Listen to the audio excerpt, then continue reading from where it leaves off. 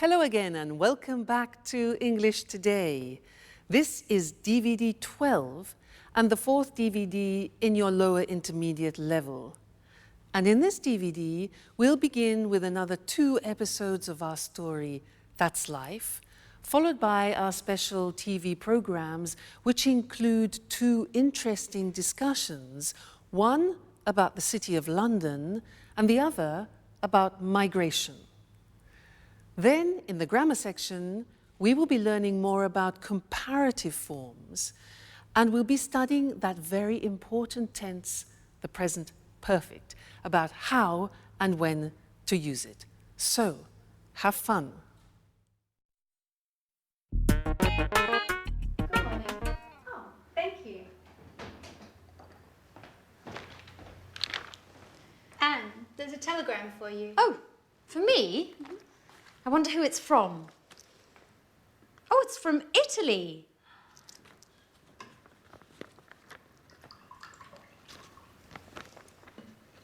Come on, Anne. Tell me who it is from.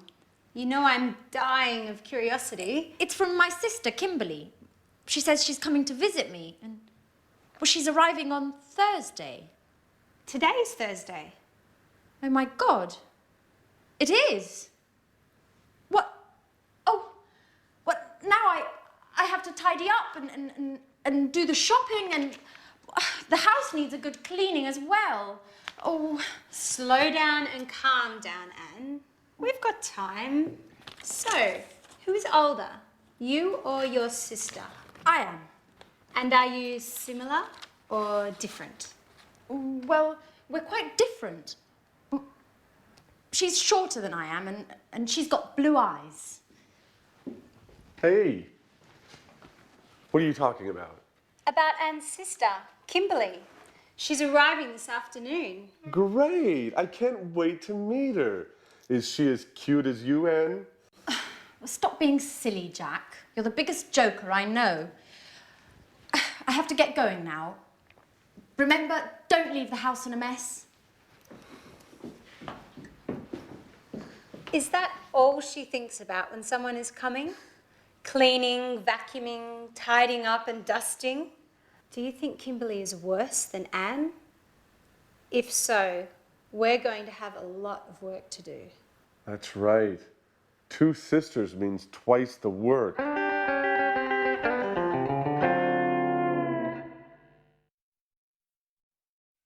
Hello again and welcome back for another English lesson on your live TV program. Now, in that episode which you just saw, we learned that Anne has a sister called Kimberly, and that Anne is older than Kimberly, and Kimberly is shorter than Anne. And Jack asked, is she as cute as Anne? Now, those were examples of different ways of using the comparative form, which is what I want to look at with you now. For example, look at this. This is one book, this is another. They're not the same. So we say, this book is bigger than this. This book is smaller than this book. Okay, they're not the same. 2 more examples. We have 2 pens. This costs €20. This costs €7. So when we compare them, we can say this pen is more expensive than this pen, and this pen is less expensive than this pen, or this pen is cheaper. Remember adjectives with 1 syllable, cheaper than, but less expensive because it has a 3-syllable adjective. Now, the next thing is what happens when objects are the same. For example, look at this. Mr. Elephant. And look at this. Another Mr. Elephant. 2 elephants. These are exactly the same. So, when we compare them, we say this elephant is as big as this elephant. So we say as plus the adjective, and then as again, as big as. This elephant is as heavy as this elephant. So when two things are being compared and they're the same, we use as. So we'll look at the screen now and we'll see that in the written form. Okay, so we said at the beginning, when something is bigger, larger, we say more than. So London, for example, is more expensive than Paris. And when two things are the same size, like our elephants, we use as. So London is as expensive as New York. So these are comparatives of equality. And then the other example was when one thing is smaller than the other. So Paris is less than London, less expensive than. Paris is less expensive than London. All right, so 3 different ways of using the comparatives. And you'll find that very useful when you're having conversations with your friends. So remember, when they're the same, he is as big as he, the 2 elephants. Great. So enjoy your learning, and I'll see you again very soon. Bye.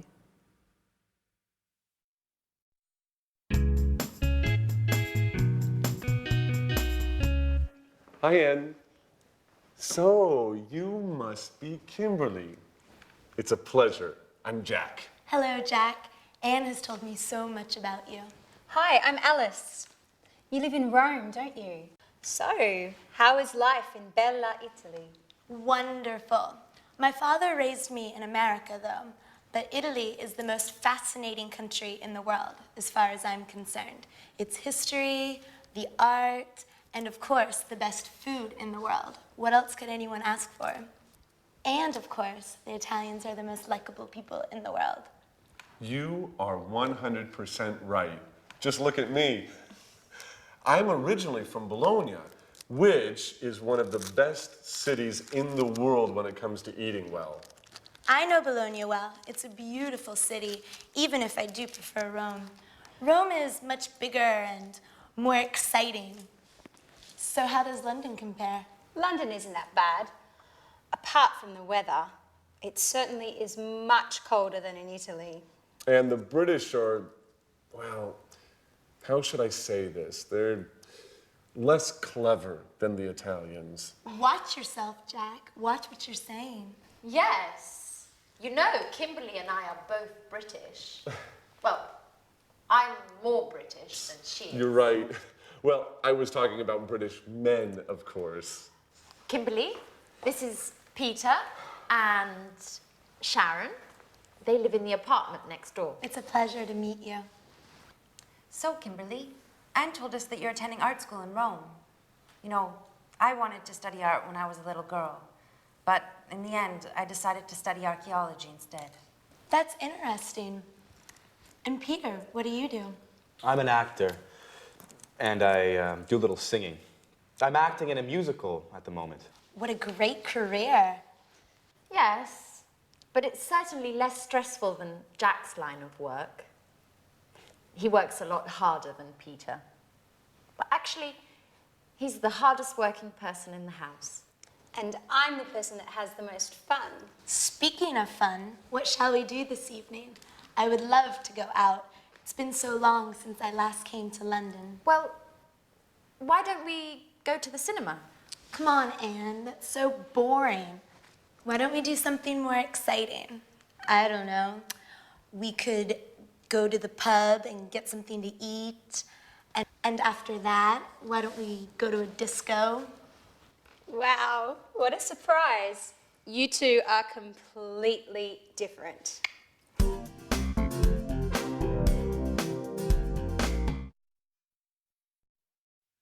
Hello again and welcome back. Did you hear what Jack said? He said the British are less clever than the Italians. Well, I'm not sure I agree with that. But anyway, I want to do some revision of the comparatives and the superlatives with you. Now, do you remember that in order to formulate the comparative and superlative, you have to look closely at the adjective? If the adjective is one syllable, like short, for example, the comparative is shorter than. But if the adjective is three syllables or more, like beautiful or expensive, we say more expensive than. What happens with two-syllable adjectives ending in Y, like funny? We take off the Y, insert an I, and it becomes funnier than. All right, so are you ready to try? I will give you an adjective, and you must tell me the comparative. Okay? So, cold. Colder than. Great. One syllable. Next, good. Gooder than. No, no, no. An exception. Good.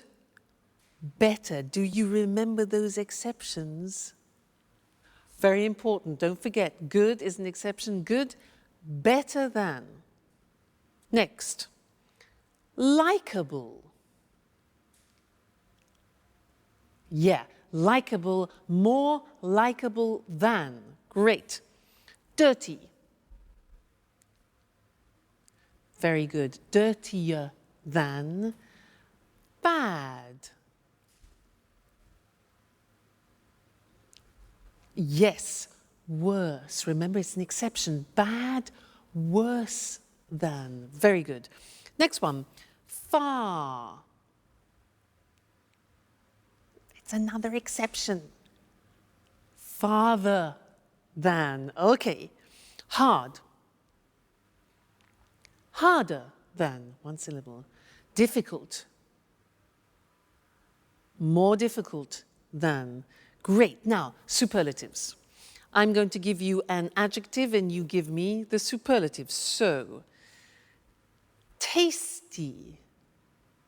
It's the tastiest. Okay, the tastiest. Remember, with the superlative, you put the in front of it. Next one. Beautiful. Three syllables. The. Yeah, the most beautiful. Great. Next one, good. The best. Wonderful. Yes, it's an exception. Great. The best. Next one, high. The highest. Great. Noisy. The noisiest. Bad. The worst. Very, very good. And one more, large. The largest. Fantastic. You see, it's just practice. The more you practice, the more you remember, the easier it is. Great. Well, congratulations, and I'll see you again for some more grammar in the next lesson. Bye.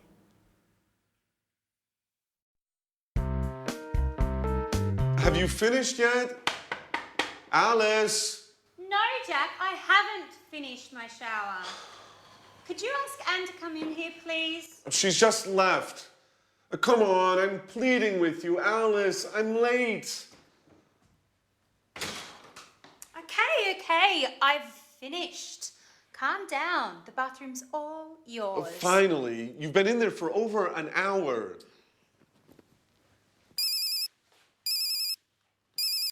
Yes? Yes, this is Jack. No, I haven't seen John since yesterday. Why? Oh, the report. Yes. No, I haven't finished it yet.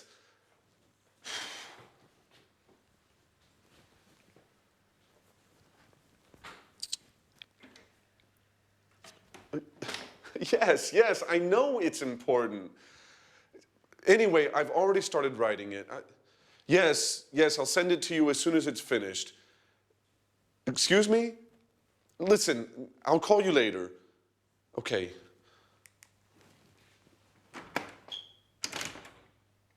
Alice, if you don't open this door, I'm going to knock it down. Actually, it's Kimberly. I've just come in. Is everything okay, Jack? Yes. No. I've been waiting to use the bathroom for over an hour. I must get to the office. Okay, Jack. It's all yours. I'll use the bathroom later. Thanks, Kimberly. That's very kind of you. Sorry.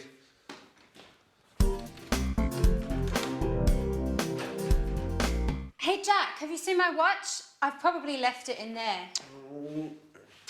Here you go. Have you forgotten anything else? Ooh, we're rather nervous today, aren't we? Bye. I have to get going. Hey, Jack, wait! Oh, Jack, your mobile. Oh, he's already gone. So, what are you doing today, Kimberly?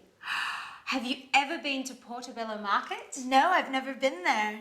Would you like to come along and browse around the stands? Oh, yes. It's been months since I last visited a flea market.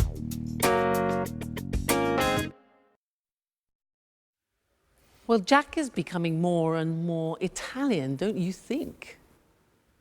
Now, in that last episode, our friends were using a new tense which we haven't yet studied together, and I want to look at now. Let me give you some examples of what they said. Alice said, "I haven't finished my shower." Jack said, "She's just left." He also said, "You've been in there for more than an hour." Alice asked, "Have you seen my watch?" And then Alice also asked Kimberly, "Have you ever been to Portobello Market?" And Kimberly said, "No, I've never been there." Now, these are all examples of the present perfect tense, very important tense in English, which I want to look at with you now. At the moment, we want to look just at the construction of the present perfect. Now, as from the examples you heard, I was using the auxiliary have and has, followed by what we call the past participle. Now, let me just explain the past participle. Let's take some regular verbs. Live, the past tense of live is lived, and the past participle is also lived. So in the verb paradigm, it's live, lived, lived. And that's the same for all regular verbs, so that's easy. Watch, watched, watched. Start, started, started. So the third column is our past participle. Now things change in the irregular verbs. Let's look at an example. Go. The past tense of go is went, and the past participle is gone. Go, went, gone. You see it changes. Another example, begin, past tense began, and then begun, the past participle. Fly, flew, flown, past participle. Now here, like the past tense, you have to memorize them by heart. That's the only way. So in the verb paradigm, you need the third column in order to construct the present perfect tense. Let's look at some positive sentences. I've paid. Now, we contract I have into I've, as we always do in English. I've paid. Pay, paid, paid. You've forgotten. You have forgotten. Forget, forgot, forgotten. She's left. She has left. Be careful, because you see the abbreviation is she's. It's not the verb is, it's has. She's left. Leave, left, left. Okay? He's arrived. It's finished. Contraction always. We've won. Win, won, won. You've understood. Understand, understood, understood. And they've changed. Negative form is easy. The auxiliary goes into the negative haven't or hasn't. Look at the examples. I haven't found it. And he hasn't seen it. See, saw, seen, past participle, okay? Question form, you invert the auxiliary, the subject, as always. So, have you eaten? Eat, ate, eaten. And has she moved? Okay, so these are the examples of how you formulate the present perfect. Now, in the next lesson, we're going to look at when we use the present perfect, which is a little bit more tricky. But now let's go back and see what's happening to our friends. Jack arrives home and he's very tired. Let's go and join them. Bye.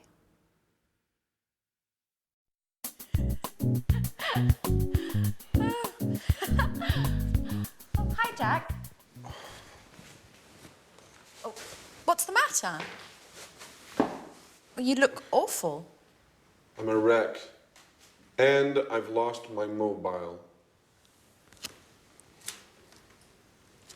No. Alice told me you forgot it when you left the apartment this morning. That's where it is. I've looked everywhere. I must admit, I've been a little distracted lately. I guess I need some rest. You know, I haven't had a holiday since they transferred me to London. Oh. Okay, well, relax a little now. Kimberly is showing me some photos of a party they had at university last month. I've never seen such funny photos. Hey, this is a picture of the Faculty of Economics. I've been there for a seminar. Really? When did you attend that? Well, I was only there for 4 days, but it was really interesting. Hey guys, I've just got off the phone to Peter and he wants to know if they can come over in a bit. He wants us to convince Sharon to move to Japan with him. She hasn't decided yet if she wants to go. To Japan? It's a great country. Have you ever been there? No. And to tell you the truth, I'm not really interested in going. Why do you say that, Jack? You're right, Kimberly. Japan is a fascinating country. I haven't been since 1995. Who knows what has changed since then? Do you mind if I go to my room? Today was awful. I'm dead tired and I haven't had anything to eat. Please tell Sharon and Peter, please give Sharon and Peter my regards. I'm really not in the mood to chat this evening.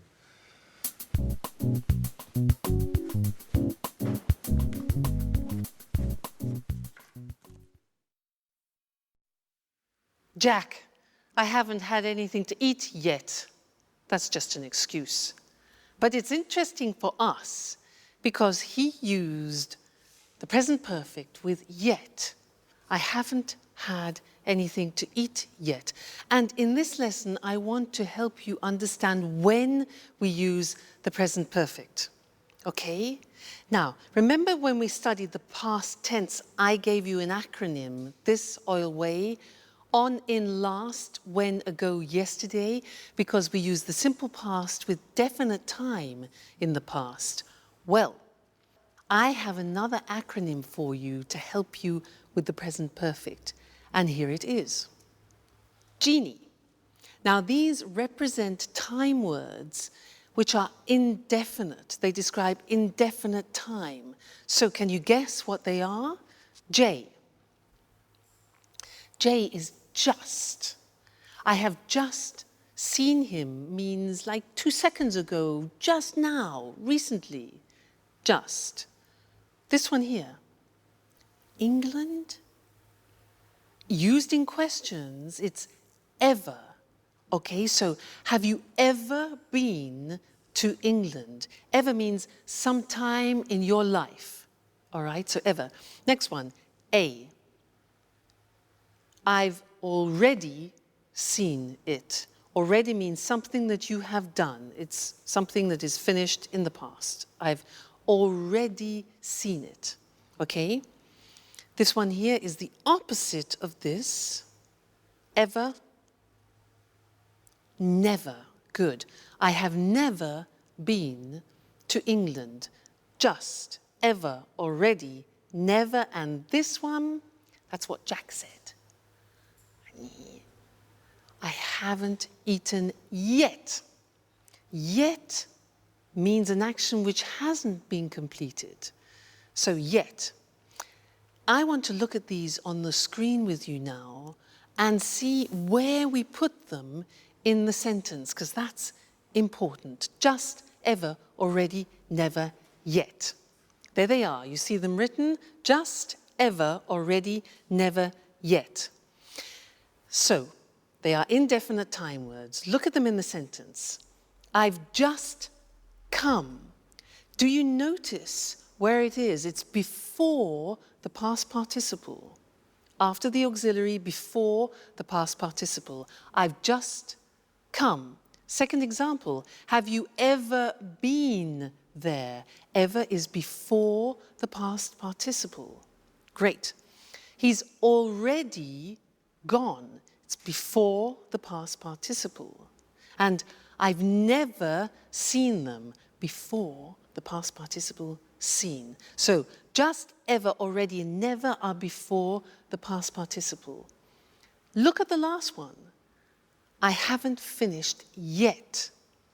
Notice that yet is the exception and it comes after the past participle. So you need to remember that. Yet is the exception. All right, so try and learn this. Just, ever, already, never, yet. When you're in the bath, just repeat it. Just, ever, already, never, yet, present perfect. All right, it will really help you when you're in conversation. And don't worry, we haven't finished with the present perfect. We will be saying other things about it in the future. So, happy memorizing. And I'll see you again soon. Bye. Hello, and welcome to this week's edition of Let's Talk, the discussion program with our commentators, Tom and Marie. Good evening, everyone. Good evening. Oh, Tom, you went to London last week, didn't you? You told me you had a meeting with an important businessman. Yes, I did. I interviewed the chief executive of a major UK financial group. He works in the city. So, you visited the heart of international high finance. Interesting. Yes, it was interesting, actually. You know, the city is very small, but very important in the world of finance. I mean, did you know that the City of London, that's its full name, is just 1 square mile, or 2.6 kilometers, and that only 7,000 people live there? Really? So few people? Yes, only 7,000 people live there, but more than 320,000 people a day commute into the city to work there. Wow, 1/3 of a million commuters every day. Can we explain to our viewers just why this part of London is so important? Of course. The city is a global financial centre with hundreds of banks, financial exchanges, insurance companies and investment companies. You know, there are more than 500 companies in the city. That's right. And it also has several important commodity markets. The city's the place to buy commodities such as oil, gold, and silver. In the city, people carry out all kinds of financial transactions. They borrow money, save money, invest money, buy and sell commodities, buy and sell insurance for all kinds of things, from oil tankers to skyscrapers. Exactly, Marie. Together with Tokyo and New York, the city is one of the world's most important financial centers. It's situated between the time zones of Asia and America. In fact, offices in the city don't have just one clock, they have at least 4, with clocks showing the time for Tokyo, Zurich, and New York. So, the city is open for business 24 hours a day. Well, do only people from the world of finance work there? Oh no, lots of other highly skilled people work there. For example, many lawyers, accountants and computer experts work there. They help the banks and insurance companies to work smoothly. It's worth remembering too that the city is a beautiful place to visit. It can be ultra-modern and medieval at the same time. There are some beautiful old buildings, especially the churches, and some innovative new buildings such as the Lloyd's Insurance Building and the Swiss Re Building, or the Gherkin as it's now known. But remember, don't visit the city at weekends. There's nobody there, and most of the shops and pubs are closed. Ah, thank you for that tip. Well, the city is the financial heart of the UK and perhaps of Europe. But it is also an interesting place to visit with many interesting buildings. Thanks to our commentators. Goodbye. Goodbye. Goodbye, everyone, and see you again soon for our next interesting appointment with Let's Talk. So, the City of London is the financial heart of the UK, the heart of international high finance. We say a thing or a place is the heart of something, we mean it is the center. Well, the City of London is very important. 320,000 people commute every day to work there. To commute means to travel regularly from work to home to work. Usually, the distance is quite far. A person who does this is called a commuter. The city is important because it's full of financial institutions. For example, insurance companies. These are companies that insure people or property. This means they guarantee against loss or damage. Now, most people have car insurance. You pay your car insurance every year, and if you have an accident, your insurance company pays for the damages. Hopefully. Going back to the city, there are investment companies, companies that buy shares of other companies to make a profit. And there are several commodity markets. Several is more than two, but not many. A commodity is a product that you can buy and sell in large quantities. Coffee, oil, gold are all commodities. The place where you buy and sell commodities is called a commodity market. And of course, there are lots of banks in the city. A bank is an institution that carries out financial transactions. To carry out means to do. Financial transactions are the things you do with money. Some examples are, you can borrow money. To borrow means to take and then to give back later. You can save money. To save means to keep secure. The bank keeps the money for you. You can invest money. To invest means to buy something or put your money into a company to have a financial return. People invest money to make more money. See you again soon. Good evening to all viewers, and welcome to this week's edition of Let's Talk, our discussion program with our expert commentators, Tom and Marie. Good evening, Eric. Good evening.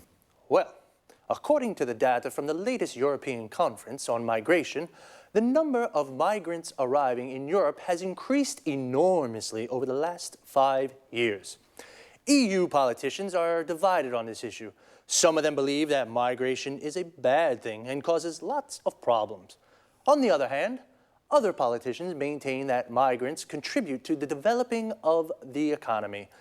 Could I ask what you think about these issues? Well, in my opinion, migrants don't help our economy. On the contrary, they take jobs from local people and push down pay rates for both unskilled and skilled workers. In fact, migrants are often paid less than the legal minimum wage. I'm afraid I don't agree with you, Marie.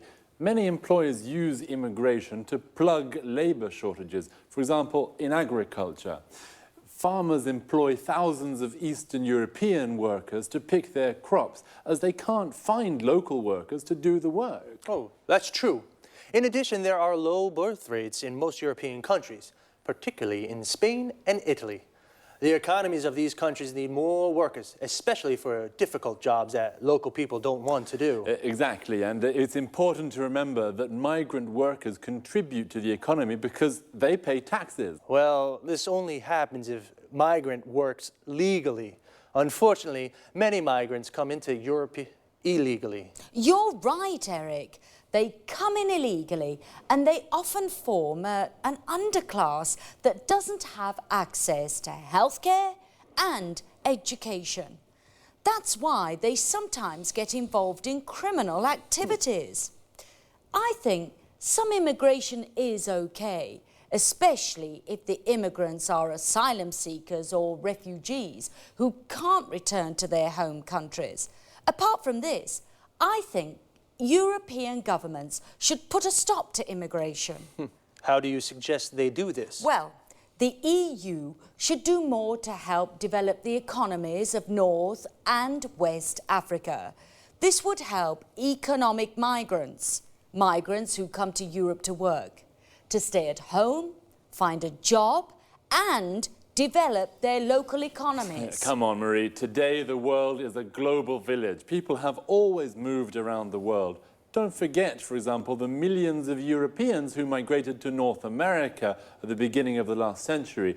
They experienced the same problems that the Africans are experiencing today. That's right, Tom. Migration is as old as the human race. People have always moved to where it is possible to make a living. Maybe we should get used to the ideas that our society is becoming more and more multiracial. Okay, this discussion has been very interesting, but unfortunately it is time to say goodbye to Tom and Marie.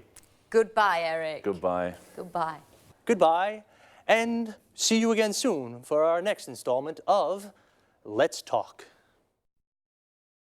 First of all, let's look at the difference between migration and immigration. Migration is the movement of people from one country to another. A migrant is a traveler who moves from one country to another. There are two kinds of migrants: economic migrants, who come from poor countries and look for work in Europe, and asylum seekers and refugees, people who must leave their home country because their lives are in danger there. Immigration is the migration of people into a country to live there. So, an immigrant is a person who goes to a foreign country to live there. Data shows that the number of migrants coming to Europe is increasing. Data is another word for information, usually numbers. Well, there are divided opinions in the EU. The EU stands for the European Union. Some EU politicians think it's a good thing because migrants contribute to the development of European economies. This means they help the economy to grow. How do they contribute? They pay taxes. Tax is the money we pay from our salaries to the government. And employers, these are the people who give jobs to other people, use migrants to plug labor shortages. This means they give jobs to the migrants because there are no local people to do the work. Other EU politicians think immigration is a bad thing because migrants push down pay rates. This means they reduce the amount of money that people are paid. How do they push down pay rates? They are often paid less than the legal minimum wage. This is the lowest legal salary a person can receive. Some migrants work illegally.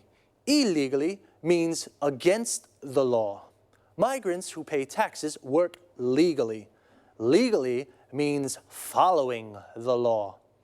I'm afraid I have to say goodbye now. I'll see you next time for another discussion on Let's Talk.